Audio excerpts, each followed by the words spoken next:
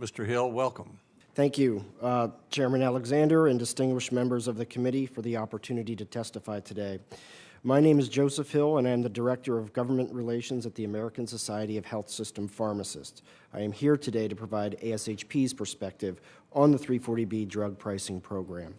ASHP represents pharmacists who serve as patient care providers in acute and ambulatory settings. The organization's 45,000 members include pharmacists, student pharmacists, and pharmacy technicians.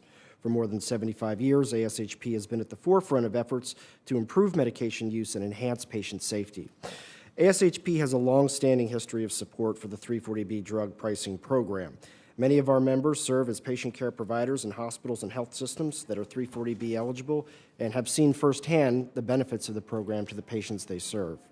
Congress enacted the 340B program 25 years ago with bipartisan support. Since that time, Congress, under control and support of both parties, has expanded the program beyond hospitals to other safety net providers. Together, these providers serve tens of millions of uninsured and underinsured people every year. The increasing shift throughout healthcare toward ambulatory care and more outpatient pharmacy services has also contributed to the growth of the 340B program and has allowed for better access to medications by low-income and uninsured patients. It is important to note that the drugs subject to the 340B drug pricing program make up a fraction of the nation's total drug expenditures. Further, the program also reduces government expenditures and reduces taxpayer burden that would otherwise be responsible for the indigent care financed through the 340B program. Today, the 340B program continues to meet Congress's original intent of enabling these entities to stretch scarce federal resources as far as possible, reaching more eligible patients and providing more comprehensive services. Access to primary care, behavioral health services, pharmacist-led substance abuse treatment, provision of naloxone to law enforcement, discounted or free prescription medications, and other services for many uninsured and underinsured patients are made possible only by the savings realized through the 340B program. In some communities, there would be limited or no access to health care services without the 340B program. ASHP also recognizes the great importance of program compliance, and we endorse programs that support both covered entities and manufacturers. ASHP has partnered with Apexis, HRSA's contracted 340B prime vendor, to improve compliance through the use of educational training sessions such as the 340B University.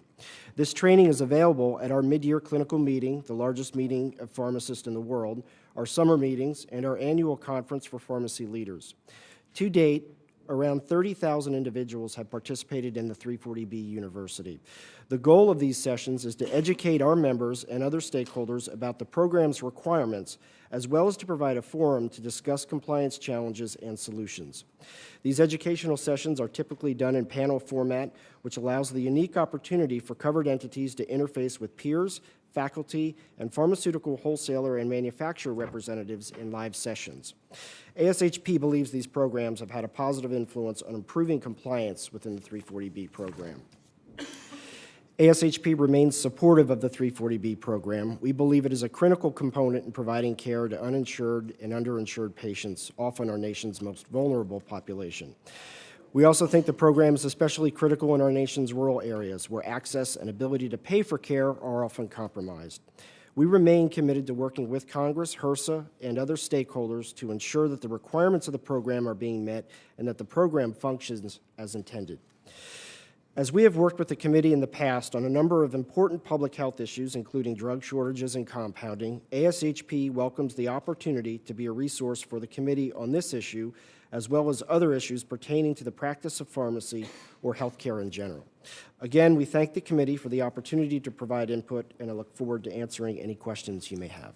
HRSA announced, I guess, January 1, it's the subject of litigation. There's going to be a 28.5% reduction in the reimbursement rate under 340B.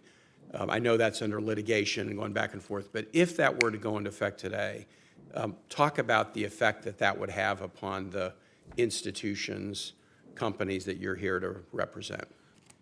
mainly around how the program allows pharmacists to provide more advanced patient care services. We could be talking about pharmacist-led opioid stewardship program. In some cases, pharmacists actually make house calls.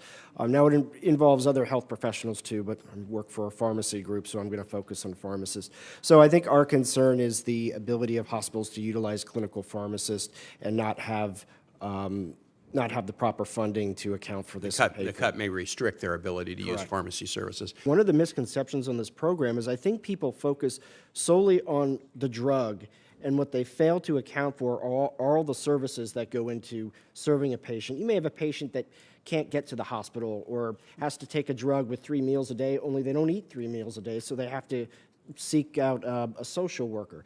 These things probably, I think, could help the program in the long run if we were able to tell that story of how do you touch these patients and what are the things you do to improve their care.